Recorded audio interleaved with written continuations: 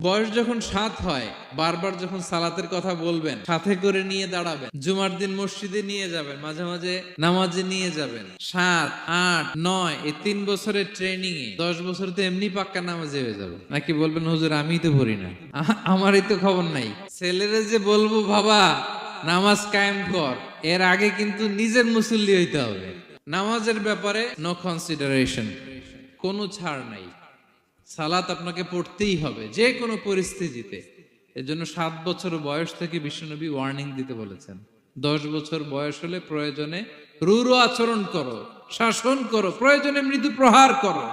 অনেক ফ্যামিলি আছে নিজেও নামাজি, ছেলে মেয়েদেরকেও নামাজের কথা বলে পড়ায়। জোহর পড়তে দেয়, আসর পড়তে দেয়, মাগরিব পড়তে দেয়, এশা পড়তে দেয়, ফজর পড়তে দেয় না। ফজর নিয়ে টেনশন নাই।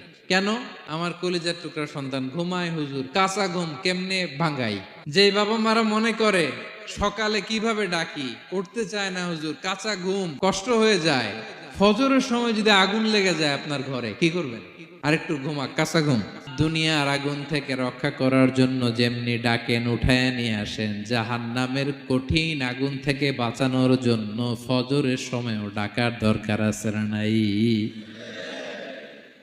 দুনিয়ার আগুনের চেয়ে কমপক্ষে 70 গুণ বেশি তেজওয়ালা। বিষ্ণু বলেন নারুকুম তুকিদুন, যে আগুন দিয়ে কিচেনে রান্না করো, জাহান্নামের আগুন কিন্তু এই আগুন নয়। জাহান্নামের আগুন দুনিয়ার আগুনের চাইতে কমপক্ষে 70 গুণ বেশি তেজওয়ালা। তাহলে ফজরের সময় ডাকবেন তো ছেলে মেয়েকে, হ্যাঁ, নিজেও পড়বেন, ছেলে মেয়েদেরকেও ডাকবেন। আকিমিস সালাহ,